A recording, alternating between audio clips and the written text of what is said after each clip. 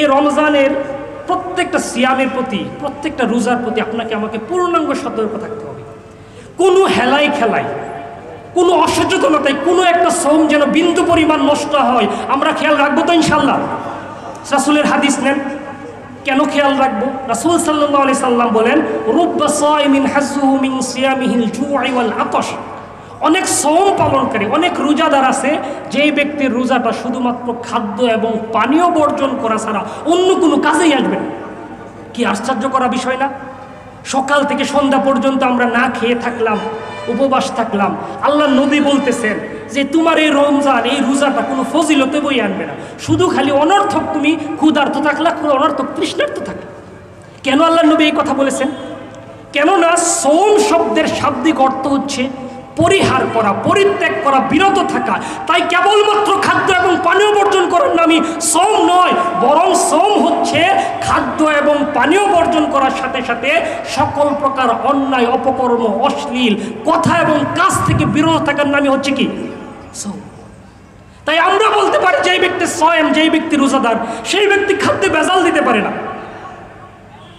সেই ব্যক্তি ওজনে কম দিতে পারে না, সেই ব্যক্তি এক পয়সা সম্পদ অপর কোনো বান্দার অন্যায়ভাবে গ্রাস করতে। দলিল সূরা মুমিনুন আয়াত নং 51, আল্লাহ সুবহানাহু ওয়া তাআলা বলেন, ইয়া আইয়ুহার রুসুলু কুলু মিনাত তাইয়্যিবাতি ওয়া'মালু সালিহা। হে রাসূলগণ, তোমরা পবিত্র বস্তু আহার করো, ওয়া'মালু সালিহা, এরপর নেক আমল করো। সহিহ মুসলিম হাদিস, ইন্নাল্লাহা তাইয়্যিব লা ইয়াকবালু ইল্লা তাইয়্যিবা। নিশ্চয় আল্লাহ সুবহানাহু ওয়া তাআলা পবিত্র, তিনি পবিত্র ছাড়া অন্য কোনো কিছুকে গ্রহণই করেন।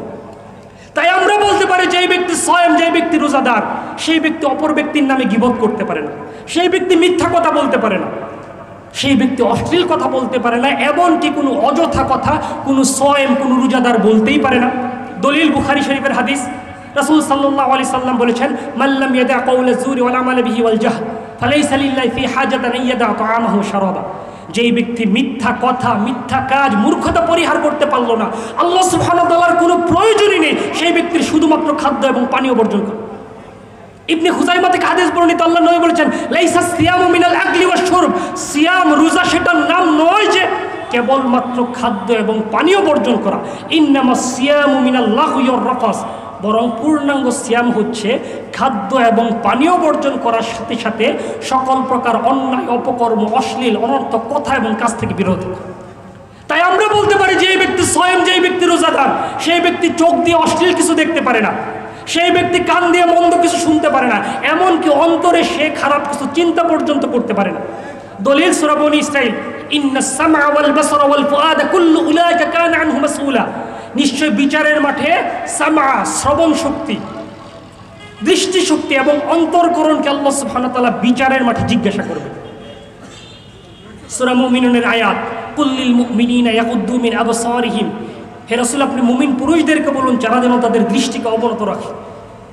পরে আল্লাহ সুবহানাহু ওয়া তাআলা আরা বলেন, ওয়াকুল্লিল মুমিনাতি ইয়াগুদ্দুনা মিন আবসারিহিন্না। হে রাসূল, আপনি মুমিনা নারীদেরকে বলুন তারাও যেন তাদের দৃষ্টিতে অবনত। তাই পরিশেষে আমরা বলতে পারি, এই রোজা সামনে, সৌম আসতেছে, রমজানের মাস।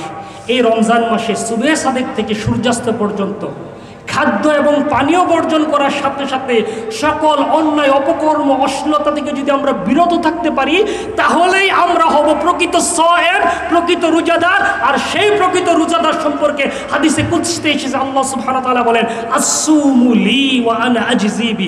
রোজা হচ্ছে আমার জন্য, সৌম হচ্ছে আমার জন্য, এবং এর প্রতিদান আমি আল্লাহ সুবহানাহু ওয়া তাআলা নিজে প্রদান করি। আল্লাহ সুবহানাহু ওয়া তাআলা আমাদেরকে তাদের অন্তর্ভুক্ত হওয়ার তৌফিক দান করুন যারা আল্লাহ সুবহানাহু ওয়া তাআলার কাছ থেকে পুরস্কার লাভ করে।